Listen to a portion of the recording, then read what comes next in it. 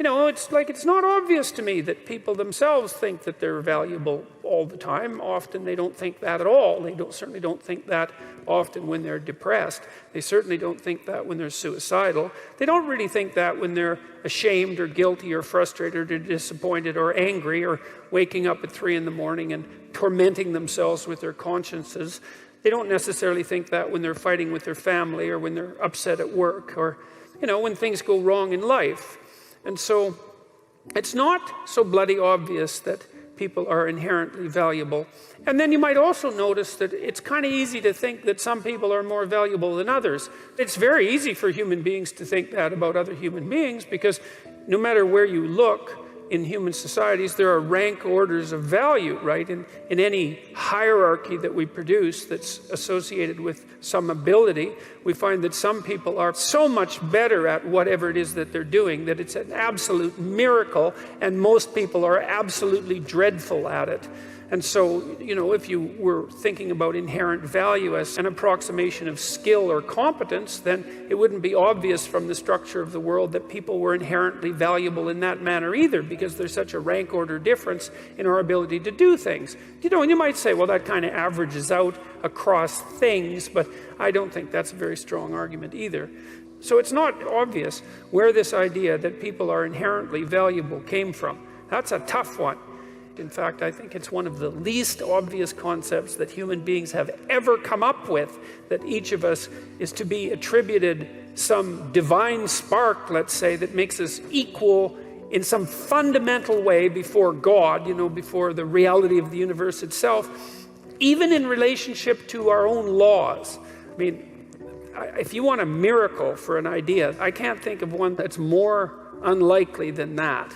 So I've been puzzling over that for a very long time, because I cannot understand how in the world we ever agreed to act as if it was true. It's really something. It's a remarkable fundamental idea.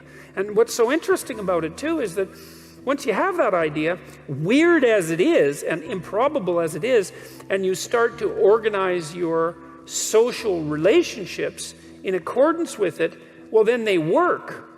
My rule too is treat yourself as if you're someone responsible for helping, and it's sort of predicated on the idea that regardless of your inadequacies and your malevolence, which, I'm sure you have many inadequacies and no shortage of malevolence, just like everyone else. Regardless of that, you have a moral obligation, so that would be a responsibility, to assume that despite all evidence, that there's actually something of intrinsic worth about you, and that as a consequence, you're duty-bound to treat yourself like that is true. And then it turns out that if you do that, well, then your life gets better. And I don't mean happier exactly, although I would say it gets happier. I mean it gets richer and more meaningful and deeper and more worthwhile, and you become more educated and you become wiser, and you treat yourself with more respect, and you're a better model for other people, and you're a better father or a better sister or better mother, whatever it happens to be.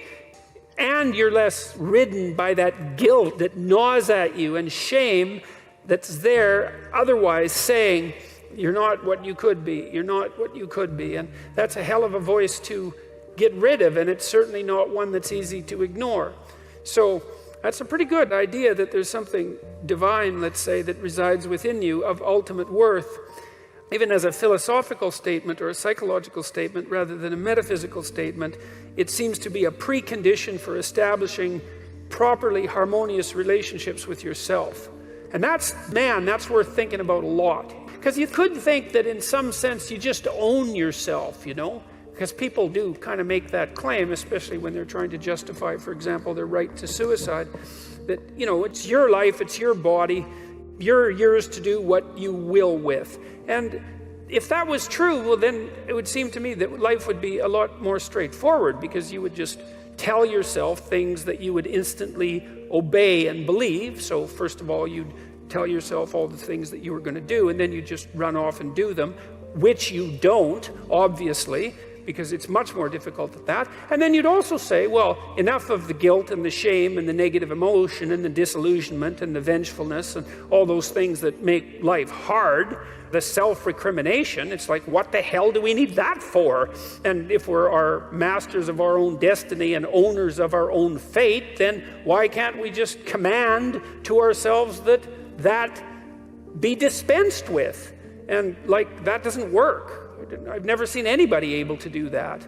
I mean, you can fool yourself for very brief periods of time into thinking that that might work, but it doesn't work, and that's strange. And this is one of the reasons I love the psychoanalysts, because they were really the people, apart from the religious types, who figured out that whatever you are, you're not a unitary spirit that's under your own dominion. You know, you're something like a loose unity of a multiplicity of spirits, many of which are doing their own thing, which you're striving to bring into some form of unity.